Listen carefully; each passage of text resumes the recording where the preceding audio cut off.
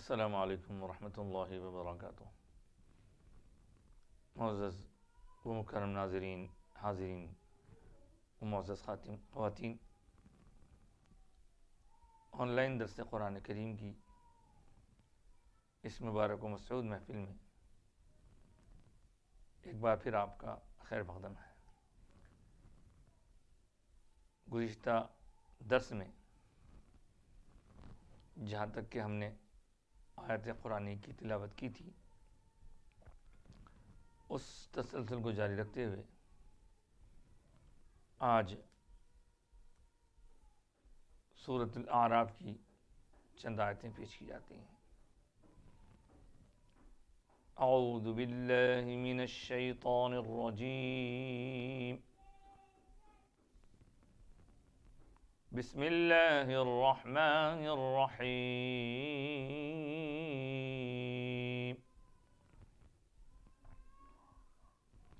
ونادى أصحاب الأعراف رجالا يعرفونهم بسيماهم قالوا ما أغنى عنكم جمعكم وما كنتم تستكبرون أهؤلاء الذين أقسمتم لا ينالهم الله برحمة ادخلوا الجنة لا خوف عليكم ولا أنتم تحزنون۔ ونادى أصحاب النار أصحاب الجنة أن أفيضوا علينا من الماء أو مما رزقكم الله قالوا إن الله حرمهما على الكافرين الذين اتخذوا دينهم لهوا ولعبا وغرتهم الحياة الدنيا فاليوم ننساهم كما نسوا لقاء يومهم هذا وما كانوا بآياتنا يجحدون۔ آمنت بالله صدق الله العظيم وصدق رسوله النبي الأمين الكريم ونحن على ذلك لمن الشاهدين والشاكرين۔ اللہ کے کلام قرآن مجید کی جو آیتیں تلاوت کی گئی ہیں، ان کے بارے میں مزید تفصیلات کو سننے اور سنانے سے پہلے ایک بار آپ اور ہم سب مل کر اپنے آقا و سرکار، دو جہاں کے مختار، سارے نبیوں اور رسولوں کے تاجدار، آقائے نامدار حضور ختم المرسلین، سید الاولین والآخرین، شفیع المذنبین، رحمت للعالمین، احمد مجتبیٰ محمد مصطفیٰ صلی اللہ علیہ وآلہ وسلم کی بارگاہ اقدس میں درود و سلام کا نذرانہ عقیدت پیش کرنے کی سعادت حاصل کرتے ہیں۔ اللہم صلی علی سیدنا محمد وعلی آلہ وصحبہ عدد ما فی علم اللہ صلاة دائمة بدوام ملک اللہ۔ سورۃ الاعراف کی وہ سورہ جو ترتیب کے اعتبار سے 7 نمبر کا سورہ ہے قرآن کریم کی موجودہ ترتیب کے حساب سے، اور اس 7 نمبر والے سورے کی میں نے آج آیت نمبر 48، آیت نمبر 49، آیت نمبر 50 اور آیت نمبر 51 یعنی 48, 49, 50 اور 51 نمبر والی یہ 4 آیتیں میں نے تلاوت کی۔ جو لوگ اس درس سے قبل والے پیچھے والے درس سے واقف ہیں وہ جانتے ہیں کہ ان آیات میں اللہ تبارک و تعالیٰ نے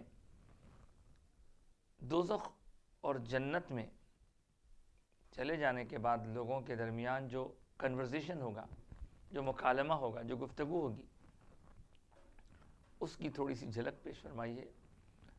چنانچہ پچھلی آیات میں ہم دیکھ آئے ہیں کہ اہل جنت نے، جنت والوں نے اہل دوزخ سے کہا کہ اے اہل دوزخ، ہمارے رب نے ہم سے جو وعدہ کیا تھا ہم اہل جنت سے، تو اللہ نے، ہمارے رب نے ہم کو وہ دے دیا ہے، کیا تم کو بھی دے دیا ہے؟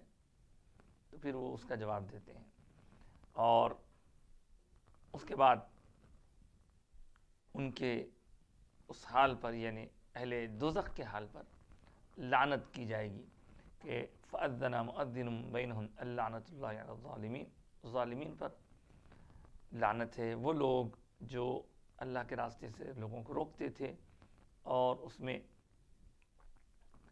خرابیاں نکالتے تھے اور وہ آخرت پر یقین نہیں رکھتے تھے، ان لوگوں کے اور اہل جنت کے درمیان ایک حجاب ہوگا، پردہ ہوگا۔ اور پھر وعلی الاعراف، لفظ اعراف کی تشریح گزشتہ گزر چکی ہے کہ اعراف والے کچھ لوگ ایسے ہوں گے جو جنت والوں اور دوزخ والوں کے بیچ میں ایک اونچے مقام پر ہوں گے۔ وہ جنت میں بھی جائیں گے نہیں، جنت میں ان کو جانے کی خواہش رہے گی اور قریب وہ جنت میں جائیں گے، اور وہ لوگوں کی طرف سے جنت والوں کو سلام پہنچایا جائے گا، اے اہل جنت تم پر اللہ کا سلام ہو۔ اور اس کے ساتھ ساتھ جب ان کی توجہ اہل دوزخ کی طرف، نار والوں کی طرف پلٹائی جائے گی تو اصحاب نار کو دیکھ کر وہ اس وقت فوری اللہ سے دعا کریں گے کہ اللہ ہم کو ان ظالم قوم والوں میں سے نہ بنا، ربنا لا تجعلنا فتنۃ، ربنا لا تجعلنا مع القوم الظالمین، ان کے ساتھ ہم کو نہ رکھا، قوم ظالمین کے۔ اور پھر ونادا اصحاب الاعراف، آج تلاوت کا پہلی آیت ہے، ونادا اصحاب الاعراف رجالا، اب ان لوگوں کو بھی پہچان لیں گے ان کی نشانیوں سے جو لوگ دوزخ کی طرف تھے۔ پہلے جنت والوں کو سلام کیا، سلامتی پہنچائی، سلامتی کی دعا کی، اب دوزخ والوں کی طرف جب پلٹیں گے تو ان میں سے جو لوگ ان کو پہچانتے تھے ان سے وہ بات کریں گے اور کہیں گے کہ یعرفونہم بسیمہم، ان کی نشانیوں سے ان کو پہچان لیں گے اور کہیں گے قالوا ما اغنی عنکم جمعکم، دیکھو تم نے جو کچھ مال جمع کیا تھا وہ جمع کرنا تمہیں بچا نہیں سکا، تم تو آج خسارے میں، نقصان میں ہو، تم بڑے مال جمع کرتے ہوئے اور اپنے لوگوں کو جمع کرتے ہوئے یہ سمجھتے تھے کہ یہ سب مال، یہ لوگوں کا جمع ہونا یہ تم کو بچائے گا، دیکھو آج تم اس سے، ان چیزوں کی وجہ سے بچ نہیں پائے، اللہ کے غضب سے اللہ تعالیٰ نے تمہیں پکڑ لیا ہے، اور وما کنتم تستکبرون، اور جس بات پر تم اکڑتے تھے تو وہ تمہاری اکڑ بھی تم کو نہیں بچا سکی، نہ تمہارا مال بچا سکا، نہ تمہارے جمع کردہ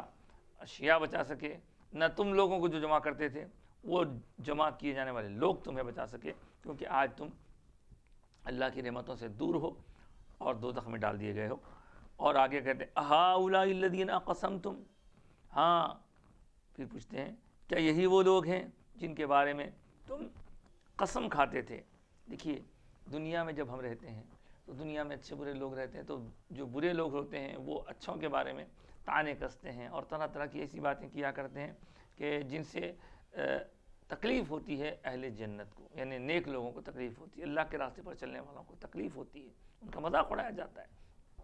اور یہ اس وقت کہیں گے کہ ہاں تم جن لوگوں کے بارے میں مذاق اڑاتے تھے اور جن کے بارے میں قسم کھا کھا کے کہتے تھے کہ اللہ کی رحمت ان کو نہیں ملے گی، اللہ کی رحمت یہ نہیں پائیں گے، لا ینالہم اللہ برحمہ، لیکن دیکھو ایسے ہی لوگوں کو جن کا تم مذاق اڑاتے تھے، ایسے ہی لوگوں کو جن کا رحمت سے تعلق نہیں ہوگا، اس بات پر تم قسم کھاتے تھے، ایسے لوگوں کو تو اللہ تعالیٰ نے اپنے فضل و کرم سے فرما دیا ہے ادخلوا الجنہ، جنت میں داخل ہو جاؤ، لا خوف علیکم ولا انتم تحزنون، نہ تمہیں کوئی خوف ہے اور نہ تم غمگین ہوگے۔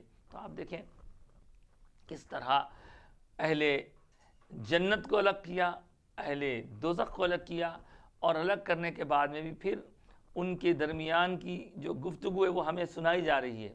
یہ سنائے جانے کا منشا کیا ہے؟ دیکھیے ابھی جنت دوزخ میں ہم گئے نہیں ہیں، ابھی ہماری یہ دو دنیا ہے، اس دنیا میں ہم اس عمل میں ہیں۔ العمل یہ ہے، الجزا وہ ہے، یہ عمل کا گھر ہے، وہ بدلے کا گھر ہے۔ تو یہاں پر آج آپ کو یہ سب اس لیے سنایا جا رہا ہے تاکہ ہم کو اسی لیے سنایا جا رہا ہے تاکہ ہم اپنی روش تبدیل کریں اور نیک لوگوں کا ساتھ، نیک لوگوں کی سنگت کی فکر کریں، کیونکہ یہ نیک لوگ ہی ہوں گے جو کل جنت میں جائیں گے، اور جو ان کا ساتھ نہیں دے گا، جو ان سے تمسخر کرے گا، جو ان کا مذاق اڑائے گا، جو ان کی بارے میں طرح طرح کی باتیں کر کے ان کو دل آزاری کرے گا ان لوگوں کو کل دوزخ میں جانا ہے۔ تو دوزخ میں جب جائیں گے تو ان کی یہ بولی ہوگی، جنت والوں کی وہ بولی ہوگی۔ اب عقل مند آدمی یہ ہے، وہ ہے عقل مند آدمی وہی ہے جو ایسے باتوں کو سننے کے بعد اپنے آپ کا جائزہ لے کہ بھائی میں کدھر جا رہا ہوں، میں کن لوگوں کے ساتھ ہوں، میں کس کا مذاق اڑا رہا ہوں، میری کیا کیفیت ہے، میری کیا گفتگو ہے، میری کیا کاوش ہے، میری کیا کون سی روش ہے، یہ غور کریں۔ اگر ہم آج سنبھل جائیں، اپنے آپ کو سنبھال لیں، تو انشاءاللہ تعالی اللہ کے پاس ہمارا معاملہ خیر کے ساتھ ہوگا۔ تو یہاں ان لوگوں کو جھنجھوڑا جا رہا ہے، اہؤلاء الذین اقسمتم، ہاں کہ یہی وہ لوگ ہیں کہ جن کے بارے میں تم قسم کھاتے تھے کہ ان کو رحمت نہیں ملے گی، مگر ان کو تو اللہ تعالیٰ نے رحمتوں سے نوازا۔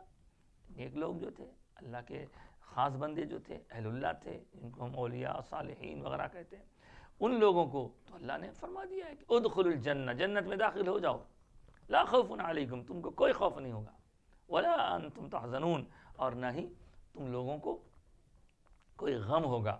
اب یہ بات تو اس سے پہلے بھی آ چکی ہے، خوف اور غم کا جو دونوں ایک ساتھ تذکرہ ہے۔ خوف ظاہر ہے کسی آنے والی چیز کے بارے میں انسان کو ہوتا ہے، اور غم پچھلے زمانے میں جو چیز ہو چکی ہے اس کے بارے میں، کوئی چیز اگر ہم کو تکلیف بھی ہوئی تھی تو اس کے بارے میں ہم کو غم ہوتا ہے۔ تو یہ جنت میں جانے والوں کو نہ تو ماضی کی کوئی چیزیں ستائیں گی کہ یہ ایسا کرتے تو ایسا ہوتا تھا، آج ہم کو یہ نعمت ملتی تھی، چونکہ وہاں ان کو نعمتیں مل جائیں گی، اور نہ مستقبل فیوچر کے بارے میں کوئی ان کو اندیشہ ہوگا، کوئی ڈر ہوگا، کوئی خوف ہوگا۔ تو یہ لوگ بے خوف ہوں گے، اور یہی صفت اللہ تعالیٰ نے نیک بندوں کی بیان فرمائی، الا ان اولیاء اللہ لا خوف علیہم ولا هم یحزنون۔ دیکھیے یہی الفاظ ہیں، لا خوف علیہم ولا هم یحزنون۔ تو یہاں انتم ہے، وہاں ہم ہے، وہاں جو کہا گیا وہ ان کو تھرڈ پرسن کے صیغے میں ڈال کے، یعنی غائب کے صیغے میں کہا گیا، اور یہاں ڈائریکٹ خطاب میں اللہ تعالیٰ نے ان سے جو فرمایا اس کو بیان فرمایا، ادخلوا، تم داخل ہو جاؤ، الجنت، جنت میں داخل ہو جاؤ، لا خوف علیکم، تم پر کوئی خوف نہیں، ولا انتم، اور نہ تم لوگ کوئی غم کرو گے، کوئی غمزدہ ہوگے، نہ تم کو خوف ستائے گا، نہ کوئی غم تم کو ستائے گا۔ تو آپ دیکھیں یہ جب گفتگو اہل اعراف کی طرف سے اہل دوزخ سے ہوئی کہ نیک لوگوں کی طرف اشارہ کر کے بتایا کہ یہ لوگ تو چلے گئے جنت، انہی کا تم مذاق اڑایا کرتے تھے۔ اب آگے بڑھیں، ونادا اصحاب النار اصحاب الجنہ، اب دوزخ والے، نار والے جنت والوں سے کچھ کہیں گے، کیا کہیں گے؟ ان افیضوا علینا من الماء او مما رزقکم اللہ، اللہ اکبر۔ نار والے جنت والوں کو پکار کے کہیں گے کہ بھائی ہمارے اوپر کچھ پانی، کچھ رزق جو اللہ نے آپ کو دیا ہے، جو اللہ تعالیٰ نے نعمتوں سے نوازا ہے، اس پانی سے ہمیں سرفراز کیجیے، اس رزق سے ہم کو بھی اس کا کچھ حصہ ہم کو بھی دیجیے، افیضو، ہم کو فائدہ پہنچائیے، ہمارے اوپر بھی انڈیل دیجیے، یعنی کچھ رحمت کا پانی انڈیل دیجیے، ہم یہاں دوزخ میں تڑپ رہے ہیں، آپ کو اللہ نے جو رحمتوں والا پانی دیا ہے اس کا کچھ حصہ ہم پر انڈیل دیجیے، اور آپ کو اللہ تعالیٰ نے جن رزق کی نعمتوں سے نوازا ہے ان نعمتوں میں سے کچھ نعمتیں ہمیں بھی عطا فرما دیجیے. یہ دوزخ والے دوزخ میں سے جنت والوں کو خطاب کرتے ہوئے کہیں گے. اور جب جنت والے ان کی بات سنیں گے تو جواب دیں گے قالو ان اللہ حرمہما علی الکافرین، بے شک اللہ تعالیٰ نے ان سب چیزوں کو، پانی کو ہو یا جو نعمتیں اللہ نے ہمیں دے رکھی ہیں جنت والوں کو، ان چیزوں کو کافروں پر حرام کر دیا، انہیں اسے محروم کر دیا ہے. ان کے لیے یہ چیزیں نہیں ہوگی، یہ تو جنت والوں کے لیے ہوں گی. تو اب اتنا کھول کھول کے اللہ تعالیٰ بیان فرما رہا ہے تاکہ سمجھنے والا آسانی سے سمجھ جائے کہ جنت والوں کا فائدہ ہوگا، دوزخ والوں کا نقصان ہوگا، ماننے والوں کا فائدہ ہوگا، نہیں ماننے والوں کا نقصان ہوگا، کافروں کا نقصان ہوگا، مومنوں کا فائدہ ہوگا، نیک لوگوں کی صحبت میں رہنے والوں کا فائدہ ہوگا، خراب لوگوں کو اپنا دوست بنانے والوں کا نقصان ہوگا. تو اب بھی آنکھیں کھول کر ہم سمجھ جائیں کہ نہیں صاحب، جو ہم نے بروں کا ساتھ دیتے ہوئے ان کو سپورٹ کیا، ان کو مضبوط کیا، وہ راستہ چھوڑ دیں اور اچھوں کا ساتھ دیں. اچھوں کی جب آپ سپورٹ کریں گے تو ممکن ہے دنیا میں تھوڑی سی تکلیف پہنچے آپ کو، لوگوں آپ کو ڈرائیں، لوگ پریشان کریں، لیکن ان سب باتوں کو ہم نظر انداز کرتے ہوئے یہ دیکھیں کہ یہ دنیا کی زندگی چھوٹی ہے، آخرت کی زندگی بڑی ہے، اور وہاں کے فائدے کے لیے یہاں تھوڑا سا نقصان برداشت کر لینے ہی میں سمجھداری، عقل مندی اور ایمان کو حاصل کر کے اس کی روشنی پا لینے میں ہی انسان کی کامیابی مضمر ہے، چھپی ہوئی ہے. نہیں نہیں اے کافرو، یہ کافروں کو تو اس سے محروم کر دیا گیا ہے. اب وہ لوگ کون ہیں؟ وہ کافر الذین اتخذوا دینہم لہوا ولعبا، جن کافروں نے بنا لیا تھا اپنے دین کو لہو و لعب. لہو بیکار بات، لعب کھیل کود، یعنی مذاق بنا لیے تھے، کھیل کود بنا لیے تھے. دین کی بات اہمیت والی بات ہوتی ہے.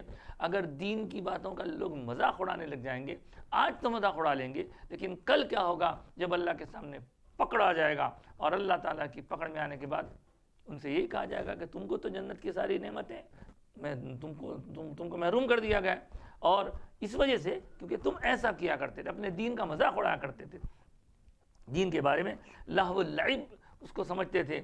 دین کو تم نے کیا مطلب اس کا لہو لعب بنانا؟ مطلب جو چیز پسند کی ہے مان لیے، جو چیز تکلیف دہ دکھ رہی ہے اس کو چھوڑ دیا جائے، کسی کو کچھ بول دیا جائے، نبیوں کا مذاق اڑا دیا جائے، صحابہ کی شان میں گستاخی کر دی جائے، اہل بیت کی عظمت گھٹا دی جائے، اولیاء اللہ کا مذاق اڑایا جائے. یہ سب چیزیں کیونکہ آپ دیکھیں صحابہ ہو، اہل بیت ہو، اولیاء ہو، صالحین ہو، محدثین ہو، ان سب کا جو ہمارے دل میں ادب ہے وہ کس وجہ سے؟ اللہ کی وجہ سے، کہ اللہ کی تعلیمات کو وہ لوگ پہنچاتے ہیں، اللہ کے رسول کی صحبت میں وہ لوگ رہے ہیں صحابہ، اللہ کے رسول سے نسبت رکھتے ہیں اہل بیت اطہار.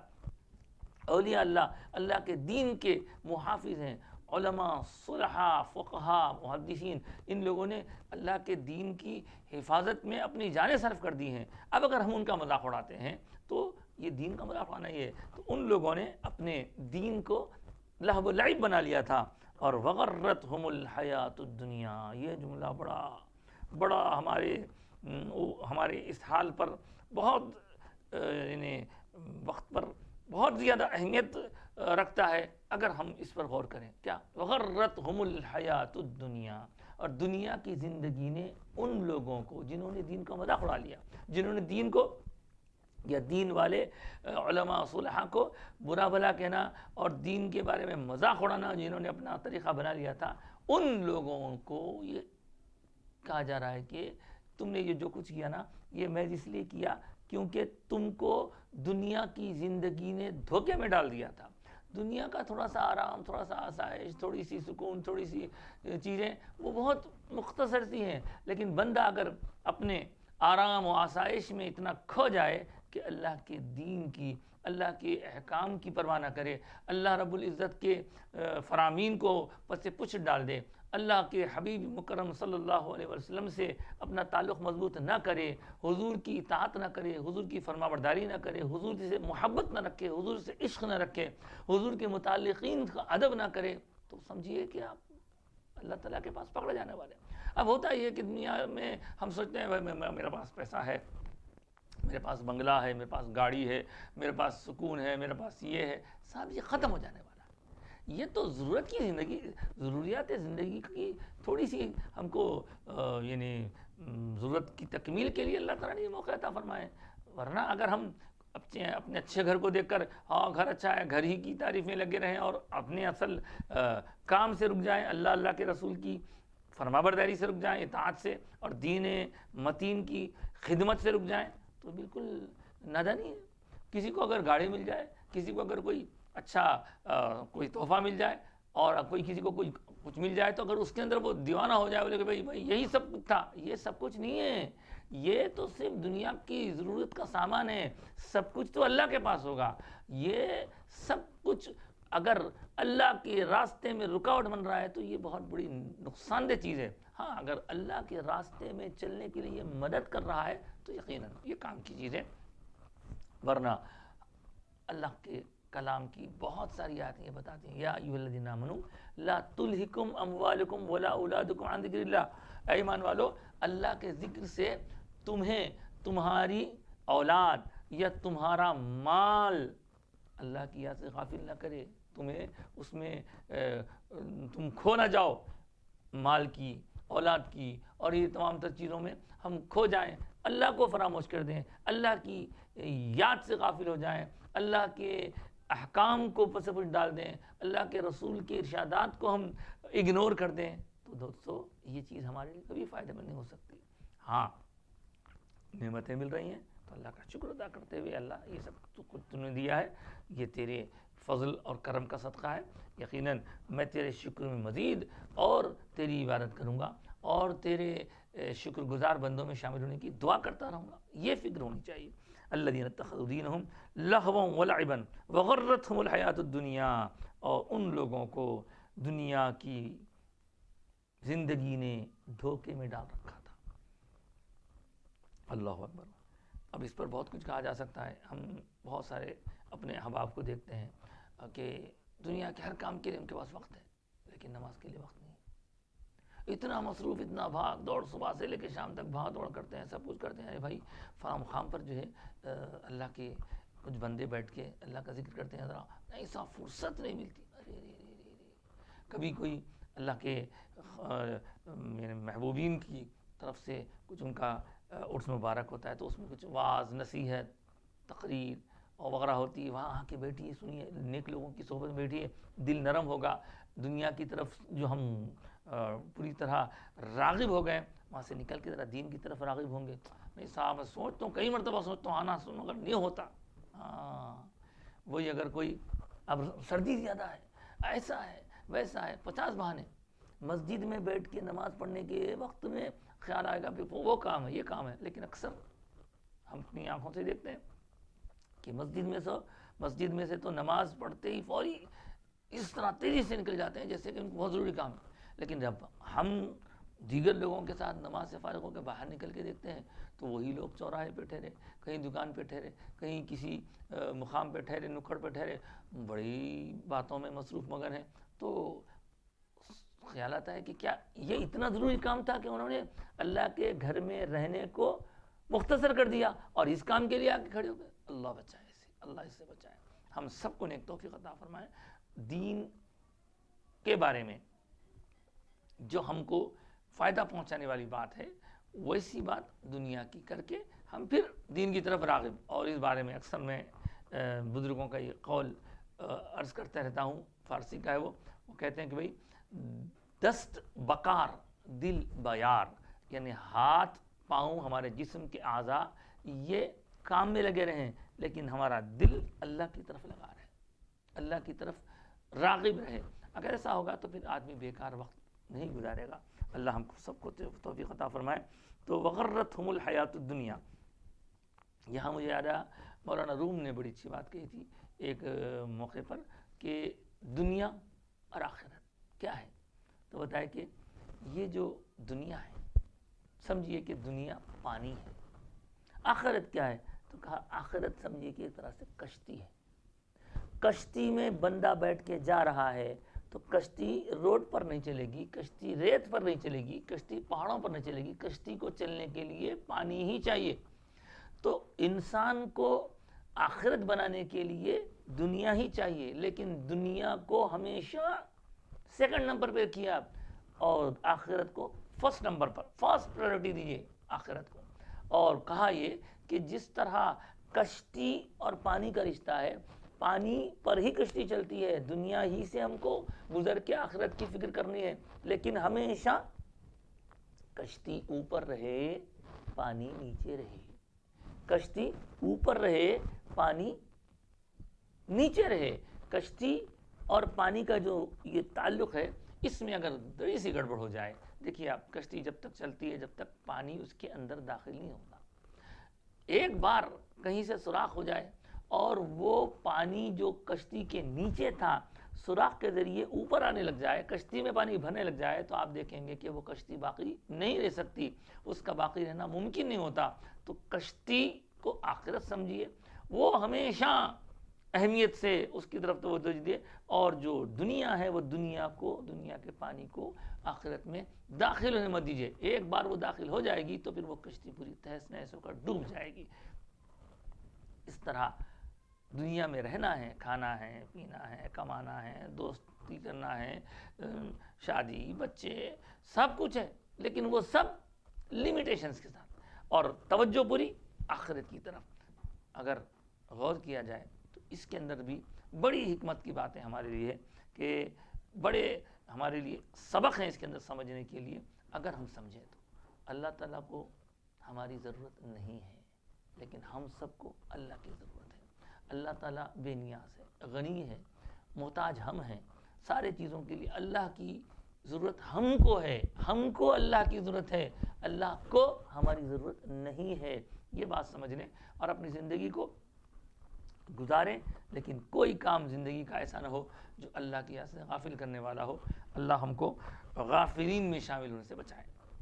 فَالْيَوْمَ نَنْسَاهُمْ، اب ان سے کہا جائے گا ہاں یہ وہی لوگ ہیں کہ جنہوں نے لہو و لعب بنا لیا تھا اپنے دین کو، اور دنیا کی زندگی نے ان کو دھوکے میں ڈال دیا تھا. فَالْيَوْمَ، آج کا دن وہ ہے، نَنْسَاهُمْ كَمَا نَسُوا لِقَاءَ يَوْمِهِمْ هَٰذَا، جب فیصلہ ہوگا تو کہا جائے گا کہ ہاں آج کا دن وہ ہے کہ ہم نے ان کو فراموش کر دیا ہے، ہم نے ان کی طرف توجہ نہیں کی. کما نسوا لقاء یومہم ھذا، جس طرح کہ ان لوگوں نے دنیا میں رہتے ہوئے ہمارے اس دن کے، جو ہمارے سامنے وہ لوگ کھڑے ہوں گے، ہمارے ساتھ ہمارے سامنے ان کا حساب کتاب ہوگا، اس دن کو انہوں نے بھلا دیا تھا. انہوں نے اس دن کو بھلا دیا تو ہم نے بھی ان کو فراموش کر دیا. ان کی کوئی ویلیو ہمارے پاس نہیں، کوئی قدر ہمارے پاس نہیں ہے. وما کانوا بآیاتنا یجحدون، اور وہ لوگ ہماری آیاتوں کو جھٹلاتے تھے، ہماری نشانیوں کو جھٹلاتے تھے، تکذیب کرتے تھے، ڈینائی کرتے تھے، نہیں مانتے تھے. تو ہماری آیتوں کو نہیں ماننے کا نتیجہ یہ ہے کہ آج یہ لوگ دوزخ میں جا پڑے ہیں. ہماری یاد سے غافل رہنے والے، ہمارے نبیوں اور رسولوں اور ان کے جانشینوں کے ساتھ غافل رہنے کا نتیجہ یہ ہے کہ آج وہ دوزخ میں جا پڑے ہیں. حضرات گرامی، ایک حدیث پاک یہاں پہ یاد آئی مجھے کہ الدنیا جیفتن، دنیا مردار ہے، وہ طالب ہوا کلاب، اور جو اس کے طالب ہیں، اس کے چاہنے والے ہیں، اس کے حاصل کرنے کے لیے فکر کرنے والے ہیں، وہ کلاب دراصل کلب کا پلورل ہے، کتے ہیں. تو مردار چیز کتا ہی کھاتا ہے. تو آپ دیکھیے دنیا ایسی چیز ہے جو آخرت سے غافل کرے. جو آخرت کے ساتھ ہم دنیا کی تھوڑی فکر کر لیں اور آخرت کی زیادہ فکر کریں تو یہ برا نہیں ہے، لیکن ہم آخرت کو بھول کر، اللہ رسول کو بھول کر، ذکر کو، نماز کو، روزے کو بھول کر بس لگے ہیں کمانا کمانا کمانا، جمانا جمانا جمانا، یہ ہونا بنا. اور یہ دنیا کی محبت ہی ہے. ایک اور جگہ فرمایا گیا حب الدنیا رأس کل خطیئۃ، ہر خطا کی جڑ دنیا کی محبت ہے. دنیا کی محبت سے پناہ مانگ کے اللہ کی بارگاہ میں حاضر ہو کر کہیں یا اللہ ہم کو دنیا کی محبت نہ دے، دنیا میں جتنا رہنا ہے، جتنی ہم کو یہاں زندگی گزارنی اس کی ضرورت کا سامان دے دے، لیکن اصل تو آخرت ہے. والآخرت خیر وابقیٰ، اور آخرت بہتر اور ہمیشہ باقی رہنے والی چیز ہے. تو اللہ تعالیٰ نے ان آیات کے ذریعے ہم کو یہ احساس دلایا کہ لوگوں، اس طرح اگر تم دنیا سے غافل رہو گے تو تمہارا بھی وہی انجام ہوگا جو اس میں بتایا گیا ہے۔ اللہ تعالیٰ جنت والوں اور دوزخ والوں اور درمیان میں اعراف والوں کا ذکر کرتے ہوئے جنت والوں کی نعمتیں بھی بتائیں، دوزخ والوں کی تکلیفیں بھی بتائیں، اور ان کو اس وقت جو کہا جائے گا وہ بھی بتا دیا کہ تم دین کا مذاق اڑاتے تھے، دنیا نے تمہیں دھوکے میں ڈال رکھا تھا، جو کچھ ہمارے پاس ہے سب جانے والا ہے، باقی رہنے والے اعمال خیر ہیں۔ اللہ تعالیٰ ہم سب کو دنیا کے اندر ڈوبنے کے بجائے دنیا کے اوپر تیرتے ہوئے آخرت کی فکر کرنے کی توفیق عطا فرمائے، آمین یا رب العالمین۔ یہ تھی آج کی درس قرآن کے حوالے سے گفتگو، جو بڑی ہی دل کو دہلا دینے والی اور فکر آخرت پیدا کرنے والی اس کے اندر باتیں ہم کو ملی ہیں۔ انشاءاللہ اس کے بعد کا حصہ اللہ نے چاہا تو آیت نمبر 52 سے آنے والے درس میں ہم لے کر کے پھر حاضر ہوں گے۔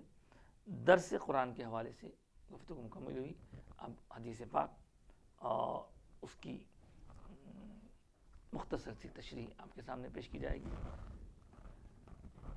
حدیث پاک کا جہاں تک سوال ہے تو احادیث میں مختلف احادیث اپنے اپنے عنوان اور موضوع کے مطابقت سے ہوتی ہے۔ ماہ جمادی الاخری، جیسا کہ سب کو معلوم ہے، یہ حضرت خلیفہ اول افضل البشر بعد الانبیاء بالتحقیق امیر المومنین سیدنا ابوبکر صدیق رضی اللہ تعالیٰ عنہ کے وصال کا یہ مہینہ ہے۔ تو آج ایک حدیث پاک مختصر سی حضرت ابوبکر صدیق رضی اللہ تعالیٰ عنہ کے متعلق، جبکہ وہ حضور کی بارگاہ میں حاضر تھے۔ مسلم شریف سے یہ حدیث پاک میں نے لی ہے سنانے کے لیے۔ عن ابی ہریرہ رضی اللہ تعالی عنہ قال قال رسول اللہ صلی اللہ علیہ وآلہ وسلم من اصبح منکم اليوم صائما قال ابو بکر انا قال فمن تبع منکم اليوم جنازة قال ابو بکر انا قال فمن اطعم منکم اليوم مسکینا قال ابو بکر انا قال فمن عاد منکم اليوم مريضا قال ابو بکر انا فقال رسول اللہ صلی اللہ علیہ وسلم ما اجتمعنا فی امرئ الا دخل الجنہ۔ سبحان اللہ۔ ایک مرتبہ سرکار کائنات علیہ الصلوۃ والسلام اپنے صحابہ کی کہکشاں کے درمیان رونق افروز تھے۔ اس دوران حضور اقدس صلی اللہ علیہ وآلہ وسلم نے سوال کیا اپنے صحابہ سے۔ اس حدیث کے راوی حضرت ابو ہریرہ رضی اللہ تعالیٰ عنہ پوچھا کہ آج تم میں سے کون روزہ دار ہے؟ کس نے صبح اس حال میں کی کہ وہ روزے کی حالت سے اپنے آپ کو متصل کر لیا ہے؟ کون روزہ دار ہے؟ تو حضرت ابو بکر صدیق اس پورے مجمع میں سے عرض کرنے لگے سرکار میں روزہ دار ہوں۔ سرکار نے دوسرا سوال کیا، آج کی دن تم میں سے کس نے جنازے میں شرکت کی؟ کیونکہ جنازے میں شرکت کرنا بڑا ثواب کی بات ہے۔ تو سب لوگ تو خاموش تھے۔ حضرت ابو بکر صدیق عرض کرنے لگے کہ حضور میں نے جنازے میں شرکت کی۔ اللہ۔ دوسری بات، تیسری بات سرکار نے پوچھا، آج کس نے تم میں سے کسی غریب کو کھانا کھلایا ہے؟ حضرت ابو بکر صدیق آگے بڑھے، سرکار یہ کام کرنے کا مجھے شرف حاصل ہوا۔ اب اس کے بعد حضرت ابو بکر صدیق رضی اللہ تعالیٰ عنہ جواب دیتے جا رہے ہیں، باقی سب لوگ خاموش سن رہے ہیں۔ سرکار دو عالم صلی اللہ علیہ وسلم سوال پہ سوال کرتے جا رہے ہیں، اور ہر سوال کے جواب میں کوئی بھی اس کام کے کرنے کے بارے میں نشاندہی نہیں کر رہا، صرف حضرت ابو بکر صدیق کیے جا رہے ہیں۔ اور ایک سوال کیا، آج تم میں سے کس نے کسی بیمار کی عیادت کی، بیمار پرسی کی؟ تو اس وقت بھی حضرت ابو بکر صدیق نے کیا، سرکار میں نے کی۔ اس پر حضور اکرم صلی اللہ علیہ وآلہ وسلم نے ارشاد فرمایا کہ جس کسی آدمی نے جس کسی آدمی نے ان چاروں چیزوں کو ایک جگہ جمع کر لیا تو سمجھو وہ جنت میں داخل ہوگا. سبحان اللہ. آپ دیکھیں کہ یہ پورے کام کتنے کام. نمبر 1 روزے کے بارے میں پوچھا گیا. نمبر 2 جنازے کے بارے میں پوچھا گیا. نمبر 3 مسکین کو کھانا کھلانے کے بارے میں پوچھا گیا. نمبر 4 کسی مریض کی عیادت کرنے کے بارے میں. تو اب یہ چاروں کاموں میں پہلا کام روزہ ہے. روزہ ایک ایسا کام ہے جو صرف للہ ہے. اور ظاہر ہے وہ رمضان کے روزے تو نہیں تھے جب سرکار نے دریافت کیا. رمضان کے روزے اگر ہوتے تو سب لوگ ہی روزہ دار رہتے تھے.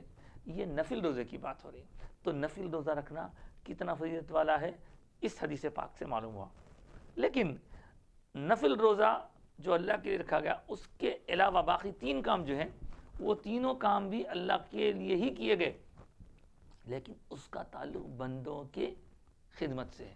تو ایک ہوتا ہے خالق کو اس کی عبادت کے ذریعے پانا, اور دوسرا ہوتا ہے خالق کو بندوں کی یعنی مخلوق کی خدمت کے ذریعے پانا. اگر بندوں کی خدمت کرتے ہوئے خالق کو پایا جائے تو خالق اس میں بہت خوش ہوتا ہے.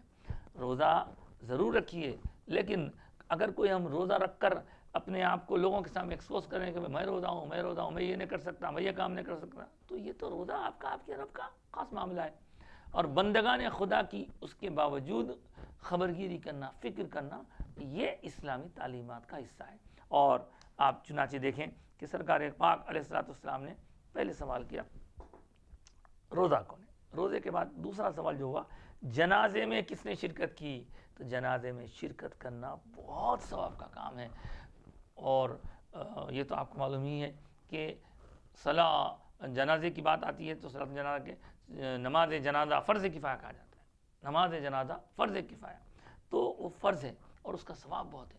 حضور کے ارشاد میں سرکار نے فرمایا کہ جس کسی نے جنازے میں شرکت کی تو اسے 1 قرات ثواب ملے گا, اور جس کسی نے تدفین میں شرکت کی, یعنی نماز جنازے میں شرکت کر کے بہت سے لوگ اپنے اپنے کاموں میں لگ جاتے ہیں, لیکن کچھ لوگ وہاں سے آگے بڑھ کر تدفین کے سارے مراحل میں ساتھ دیا کرتے ہیں. تو جس نے ایسا کیا تو گویا اس کو 2 قرات یعنی ایک جنازے میں شریک ہونے کا, دوسرے تدفین میں حاضر رہنے کا. تو پوچھا گیا سرکار یہ قرات کیا ہے, تو حضور نے جو ارشاد فرمایا اس کی تشریح کرتے ہوئے علماء اور فقہا فرماتے ہیں 1 قرات کا مطلب ہے کہ 1 احد پہاڑ جتنا سونا اللہ کی راہ میں خرچ کرنا. اب کوئی جنازے میں شریک ہو کر تدفین تک رہتا ہے تو اس کو 2 احد پہاڑ جتنے سونے کی مقدار کو اللہ کی راہ میں خیرات کرنے کا ثواب ملتا ہے. اتنا بڑا ثواب ہے. تو آپ دیکھیں, مگر اس کا تعلق بندوں سے ہے. اس میں آپ اللہ کی عبادت ڈائریکٹ جیسا نماز روزہ ہوتا ہے اس طرح نہیں, اس میں بندوں کی فکر ہے. تو بندوں کی فکر کرنا اللہ تعالیٰ کو پسند ہے, خدمت خلق کہا جاتا ہے اس کو. تو ایک ہوا جنازہ. پھر اس کے بعد فرمایا کہ تم میں سے کس نے کسی بھوکے کو کھانا کھلایا, حضرت ابوبکر صدیق نے میں. تو آپ دیکھیے ہر اچھے کام کو کرنے کی جب بات ہو رہی تو سیدنا صدیق اکبر عرض کر رہے ہیں کہ میں تو عرض کیا میں نے. تو سرکار نے اس کے بعد فرمایا کہ اب کھانا کھلانا, بھوکے کو کھانا کھلانا, وہ تو بہت سارے حدیث میں اطعموا الطعام کھانا کھلاؤ. اس کے بعد والی چیز وہ ہے بیمار پرسی کرنا, مریض کی عیادت کرنا. اب صاحب آج کے زمانے میں تو حالت یہ ہو گئی ہے کہ وہ کورونا کے ڈر سے لوگ مریضوں کی حال چال پوچھنے کو بھی ڈر رہے ہیں, جنازوں میں شریک ہونے کو بھی ڈر رہے ہیں, کھانا کھلانے کے لیے کسی کو بلانے کے لیے ڈر رہے ہیں.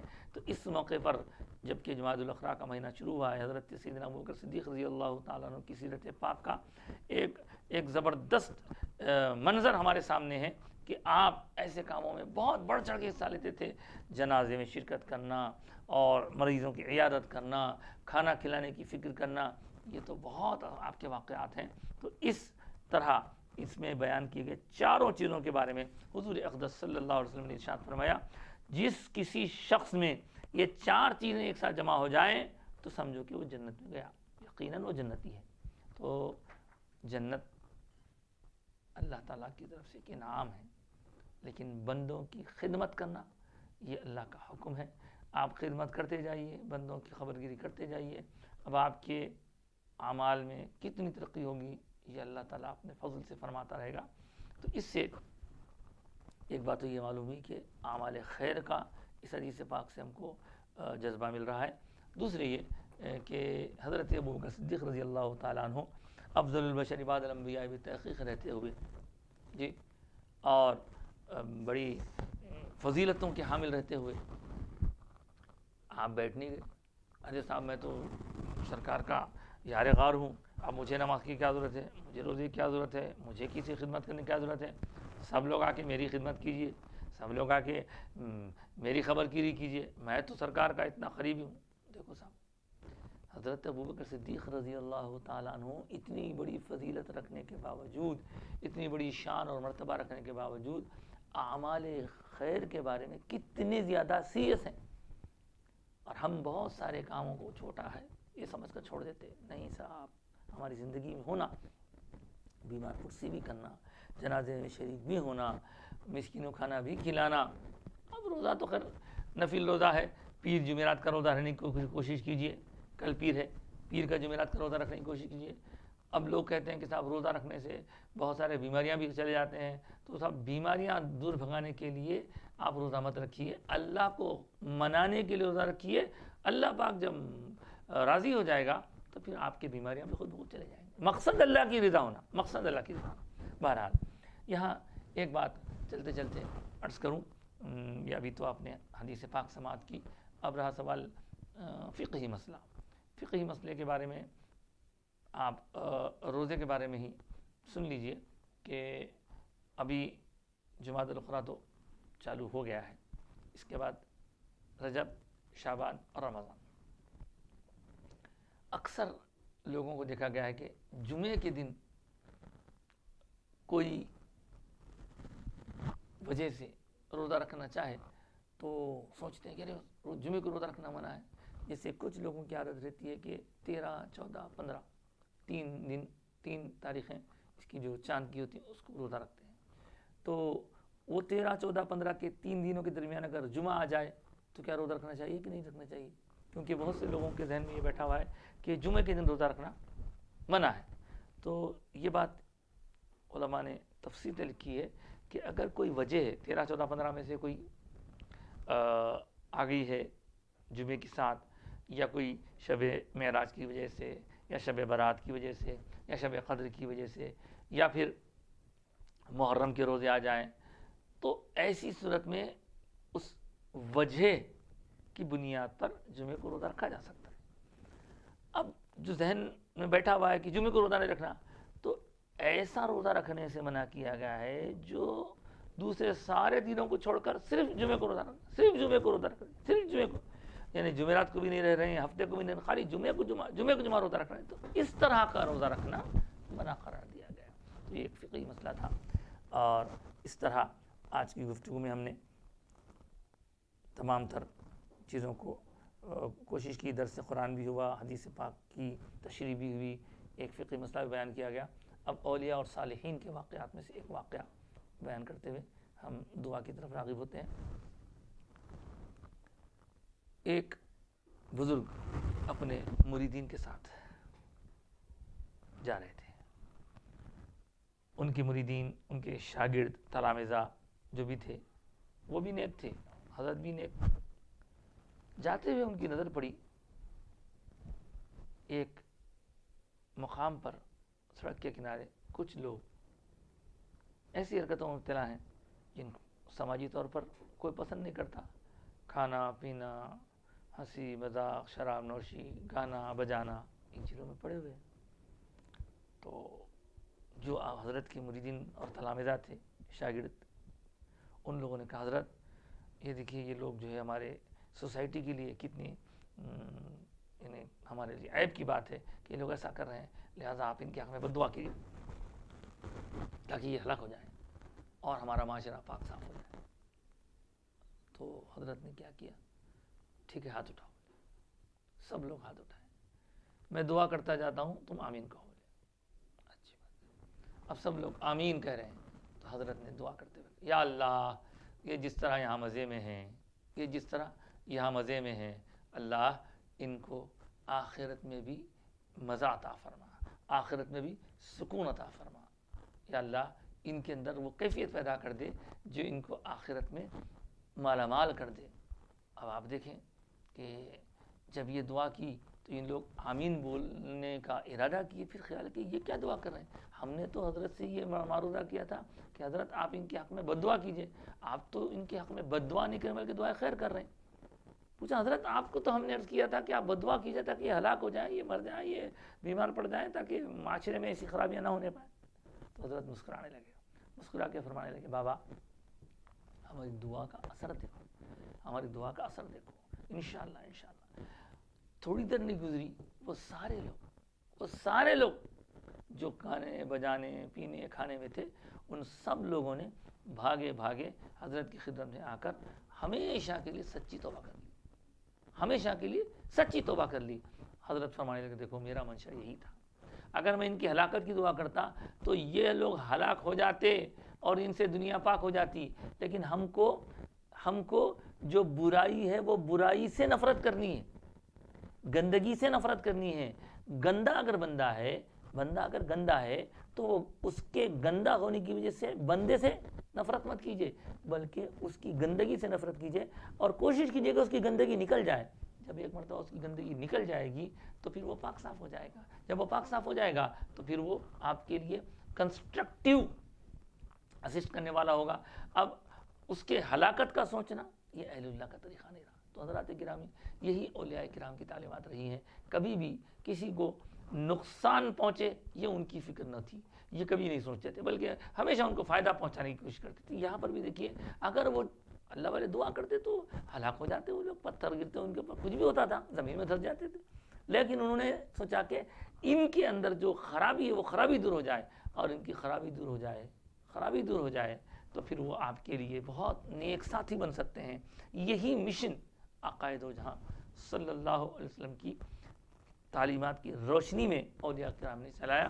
حضور اقدس صلی اللہ علیہ وسلم نے بھی کسی کی ہلاکت کے لیے اس وقت تک دعا نہ کی جب تک کہ اللہ کی طرف سے اشارہ نہ ہوا، کیونکہ حضور چاہتے تھے کہ ہر بندے کے اندر جو خرابی نکل جائے تاکہ وہ بندہ اچھا ہو جائے۔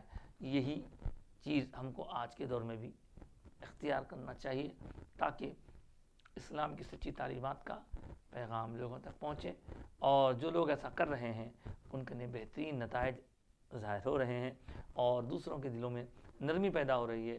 جو دیگر مذاہب والے ہیں وہ ہم سمجھنے کی کوشش کر رہے ہیں اور اس طرح ہماری بات ان کے دلوں میں اثر انداز ہو رہی ہے۔ اللہ رب العزت ہمیں اللہ کی مخلوق سے محبت کرنا، ان کی خدمت، ان کی فکر کرنا اور ان کے متعلق خیر کی دعا کرنے کا ہمیں شرف عطا فرمائے۔